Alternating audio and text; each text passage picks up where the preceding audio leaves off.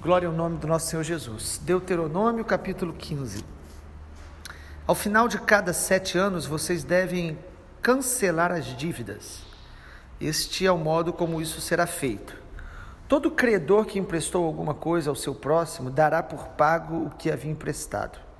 Não exigirá pagamento do seu próximo ou do seu compatriota, porque a remissão do Senhor é proclamada. Do estranho vocês podem exigir o pagamento da dívida, mas o que tiverem emprestado aos seus compatriotas, vocês devem dar por quitado, para que não haja pobre no meio de vocês, porque o Senhor, o Deus de vocês, os abençoará ricamente na terra que lhes dá por herança, para que vocês tomem posse dela, se apenas ouvirem atentamente a voz do Senhor, seu Deus, cumprindo todos esses mandamentos que hoje lhes ordeno. Pois o Senhor, seu Deus, os abençoará conforme prometeu. Assim vocês emprestarão a muitas nações, mas não tomarão empréstimos. E dominarão muitas nações, porém elas não terão domínio sobre vocês. Se houver algum pobre entre vocês, no meio dos seus irmãos, em alguma das cidades de vocês, na terra que o Senhor, seu Deus, lhes dá, não endureçam o seu coração, nem fechem as mãos a seu compatriota pobre. Pelo contrário, devem abrir a mão para ele e lhe emprestar o que lhe falta, tudo aquilo de que tiver necessidade.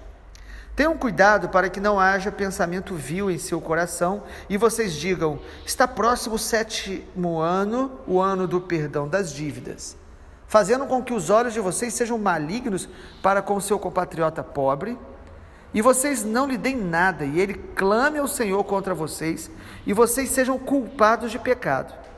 Vocês devem dar livremente, sem maldade no coração, quando lhe derem o que ele precisa, porque, por isso, o Senhor seu Deus os abençoará em todas as suas obras e em tudo o que vocês empreenderem, pois nunca deixará de haver pobres na terra. Por isso, eu ordeno a vocês que, livremente, abram a mão para o seu compatriota, para o necessitado, para o pobre que vive na terra de vocês. Se um de seus compatriotas, hebreu ou hebreia, for vendido a você como escravo, ele trabalhará para você durante 6 anos, mas no 7º ano você lhe dará liberdade. E quando você o puser em liberdade, não o mande embora de mãos vazias, liberalmente. Você deve lhe fornecer animais do seu rebanho e do produto da sua eira e do seu lagar. Daquilo com que o Senhor, seu Deus, o tiver abençoado, você lhe dará. Lembre-se de que você foi escravo na terra do Egito e de que o Senhor, seu Deus, o resgatou. Por isso, hoje estou dando esta ordem a você. Se, porém, o escravo disser: não quero me afastar de você, porque ama você e a sua casa, e por se sentir bem com você, então você deve pegar um furador, furar a orelha dele na porta, e ele será seu escravo para sempre. Faça o mesmo com a escrava que quiser ficar. Não pareça aos seus olhos algo difícil deixar que ele fique livre, porque durante 6 anos ele o serviu por metade do salário de um trabalhador diarista. Assim o Senhor, seu Deus, abençoará você em tudo o que fizer. Do seu gado, de suas ovelhas, consagrem ao Senhor, seu Deus, todo primogênito macho. Com os primogênitos do gado, vocês não devem trabalhar, nem devem tosquear os primogênitos das suas ovelhas. De ano em ano, vocês e as suas casas devem comer esses animais diante do Senhor, no lugar que o Senhor escolher. Porém, se um desses animais tiver algum defeito, se for coxo, cego, ou tiver algum defeito grave, não o sacrifiquem ao Senhor, seu Deus. Vocês devem comer a carne desses animais na cidade em que moram. Tanto as pessoas impuras como as puras poderão comer dessa carne, como se come a carne da gazela ou do veado. Tão somente não comam o sangue. Este vocês devem derramar sobre a terra como se fosse água. Deuteronômio 15 fala sobre o ano da remissão, que aparece também em Levítico capítulo 25. É interessante que por trás destes mandamentos, Deus aqui está estabelecendo a maneira que nós devemos nos relacionar com o próximo, com respeito à vida financeira, com respeito ao dinheiro. A cultura dos povos ao redor lá da terra de Canaã, o povo cananeu, eles desprezavam muito os mais pobres. Isso é muito comum nas culturas injustas, onde há muita desigualdade. Os pobres geralmente são muito desprezados. Então, no capítulo 15, e perceba que isso está sendo dado no meio de tantas leis, mandamentos que Deus quer que o seu povo ande. Deus, ele estabelece a maneira que nós devemos nos relacionar com ele, buscá-lo, amá-lo, obedecê-lo, e ele mostra como que isso deve refletir nas nossas relações sociais, interpessoais e na área financeira. Então Deus ensina a Israel que nós devemos ter uma preocupação especial com os necessitados. Nós não podemos endurecer o coração. Vocês devem ter percebido na leitura que Deus fala isso, não endureça o coração. Às vezes nós nos acostumamos a ver muitas pessoas passando necessidade. Às vezes a gente acha que o dever é do Estado, é dos governantes de resolver isso. Existe uma responsabilidade em cada um de nós de abençoar quem tem menos e que está perto da gente. Nós não temos como socorrer a todos, não podemos tentar resolver o problema de todos os povos, mas há um mandamento e responsabilidade para a gente cuidar, estender as mãos para os necessitados mais próximos da gente. Geralmente começa na nossa família biológica, na nossa família espiritual e aqueles que estão mais próximos também da família espiritual. Então deveria ser algo natural para aquele que teme a Deus, anda com Deus, ter um coração generoso, sensível para socorrer pessoas. Então essa é a essência do capítulo 15 de Deuteronômio. Deus, ele se preocupa de maneira especial com os necessitados entre o seu povo. E é interessante no capítulo 15 que Deus mostra que a própria libertação de Israel da escravidão do Egito deveria motivá-los a ter também um coração generoso para com aqueles que estão perto deles. Ou seja, Deus te socorreu, te libertou, te abençoou, te sustentou. Deus tem cuidado da gente, tem nos dado de tantas maneiras a provisão. O nosso coração não pode se endurecer para quem tem menos, que está perto da gente. E aí o ano da remissão, essa é a expressão, no capítulo 15 de Deuteronômio, é o ano do perdão. Cada 7 anos, e isso vai muito de acordo com aquele tempo sabático também. As pessoas, depois, no 7º ano, elas não plantavam nem colhiam, elas viviam daquilo que Deus trazia durante 6 anos. Então nesse 7º ano havia um momento da remissão. A palavra remissão tem a ver com deixar ir. Deixava a terra sem cultivo e deixar com que os endividados, fazer com que os endividados fossem perdoados. Então era um momento ali de você liberar perdão para todos os endividados do povo, e isso traria sobre esses mais necessitados um refrigério, uma bênção muito especial. Os credores, eles não deveriam oprimir mais os necessitados que já estavam endividados. A gente vê isso também lá em Neemias, isso sendo praticado de maneira muito interessante, quando Deus fala para os que tinham mais ali, perdoar a dívida dos outros, não cobrar juros com usura. Essa maneira que nós vamos nos relacionar com o dinheiro revela muito do nosso caráter, revela muito do conhecimento de Deus em nossa vida. A pessoa pode se achar muito conhecedor do Senhor, mas se o coração dele financeiramente for fechado para abençoar, algo está errado, isso demonstra ingratidão para com Deus, demonstra dureza de coração. O que deveria ser feito então nesse tempo aí, no ano da remissão, no ano do perdão? Todas as dívidas deveriam ser perdoadas. E é interessante perceber que Deus diz o seguinte: assim como eu perdoei vocês. Assim como o Senhor nos perdoa, nós devemos também ter um coração perdoador. E isso em todos os sentidos, perdoar ofensas, que é uma das coisas essenciais para quem quer ter uma alma curada, ter uma vida espiritual profunda com Deus. O Senhor Jesus deixou isso tão claro, a Bíblia toda fala, o perdão é chave da cura. Na verdade, cura e libertação, gente, vai sempre se resumir em confissão, arrependimento e perdão. Essas três coisas é que traz cura e libertação plena no coração de uma pessoa. E aqui está falando de perdão realmente na questão financeira, e sobretudo para aqueles que não têm condição alguma de nos devolver.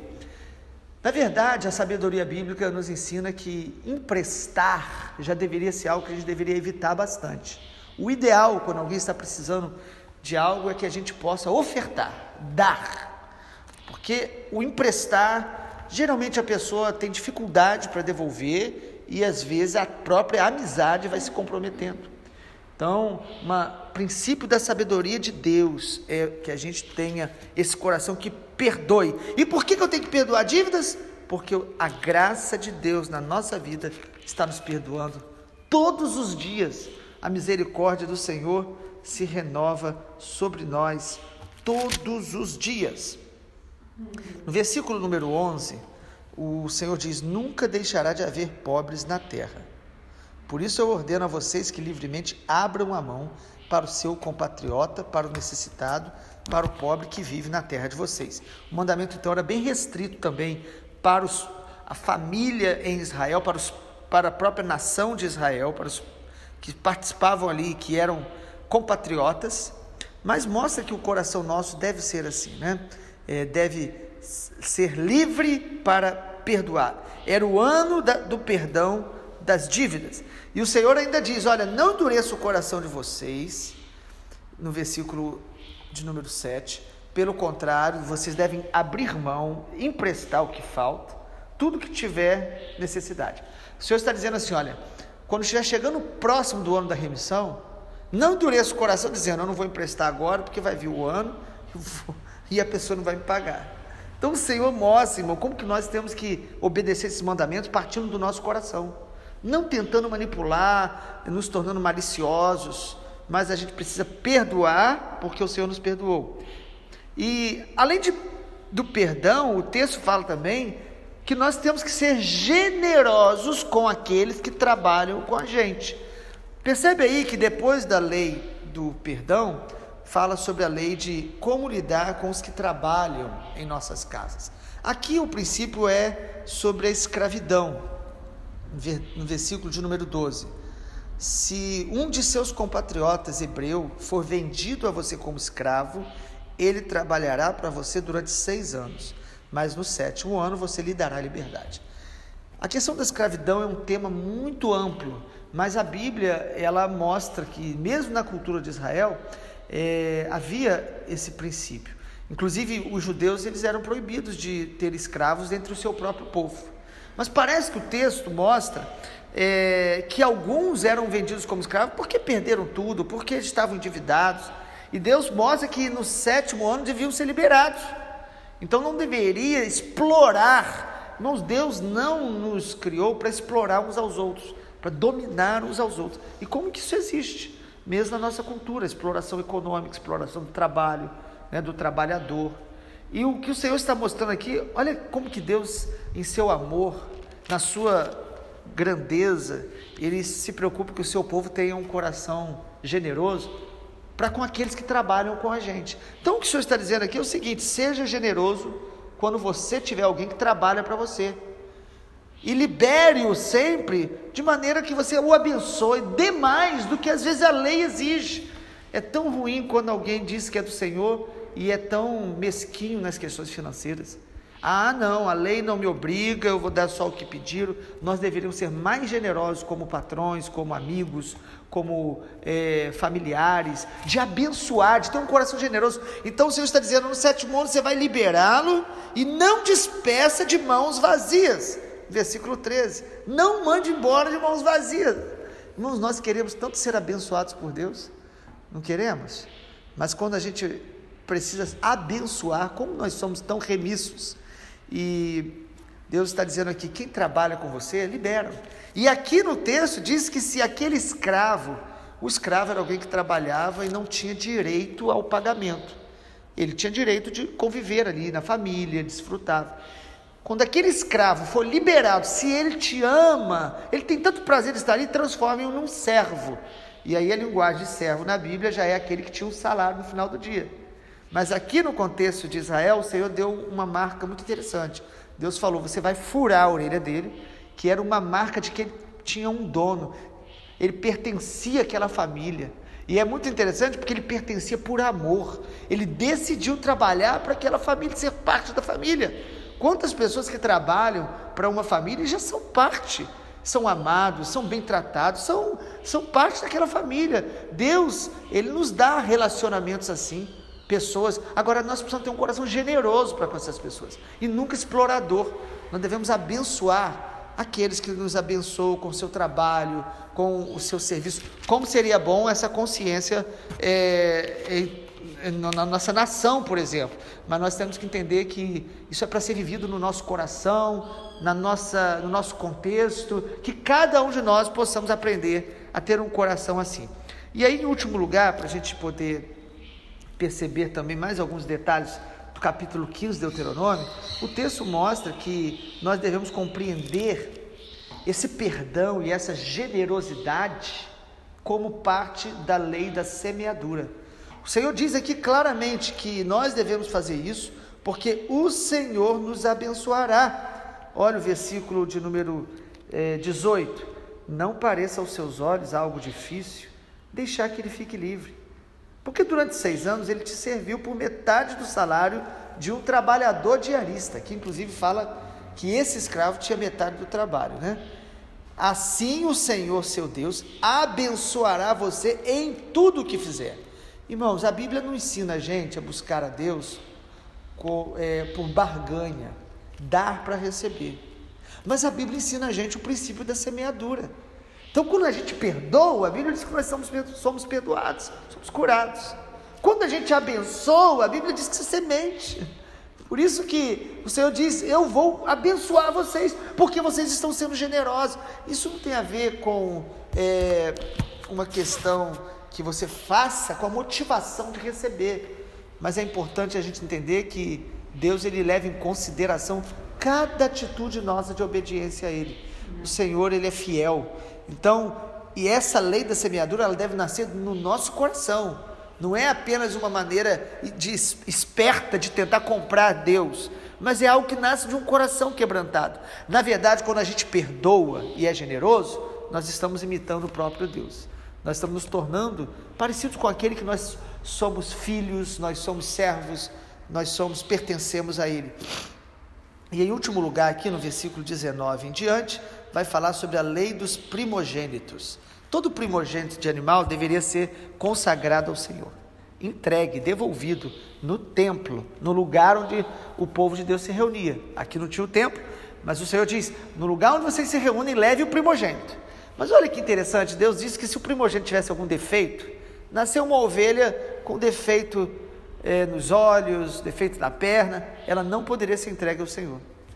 É muito interessante, porque se a gente pensar que ela seria sacrificada, qual a diferença de você sacrificar um animal com defeito ou sem defeito? Se você está lhe dando ao Senhor, irmão, Deus está ensinando a gente aqui, em último lugar, o princípio da honra. Nós precisamos honrar ao Senhor com aquilo que é melhor que a gente pode dar, com a primícia. O primogênito tem a ver com a primícia. Então, é uma maneira que o Senhor está dizendo o seguinte: tudo que você for fazer para Deus, faça com honra, faça com temor, faça de maneira de que expresse a dignidade de Deus. Então, quando nascia um primogênito com defeito, eles poderiam até sacrificar no sentido para eles fazerem a refeição, mas não no lugar onde eles se reuniam. Como seria bom se a gente pudesse praticar sempre isso, a gente pudesse dar ao Senhor sempre o melhor para honrá-lo, para glorificá-lo, para exaltá-lo. Esse é o princípio, então, aqui da remissão e da generosidade e da honra ao Senhor. E é importante a gente perceber que no Novo Testamento, O Senhor nos chama de escravos. E é dura essa palavra para alguns, mas para Paulo parecia que era uma honra. O apóstolo Paulo diz: eu sou escravo de Cristo. Mas é esse escravo da orelha furada, é esse que serve por amor a Cristo, serve a um Senhor que não é explorador, mas que ama, que liberta, que cura. Nós o amamos e pertencemos a Ele. Então a palavra no Novo Testamento tem a ver com eu pertenço a Ele, porque Ele me comprou, pelo sangue de Jesus nós fomos salvos, perdoados, libertos, e por isso nós precisamos ter um coração assim. Pai, obrigado pela Tua palavra, dê a mim, dê a nós que escutamos a Tua palavra diariamente, um coração generoso, um coração perdoador e um coração que honra ao Senhor em tudo que formos fazer, possamos fazer para a Tua glória, com temor e tremor, porque o Senhor é digno, o Senhor é santo, glorioso, único, digno de ser adorado. Te adoramos, Pai, te agradecemos pela Tua palavra, em nome de Jesus. Amém, Senhor. Amém.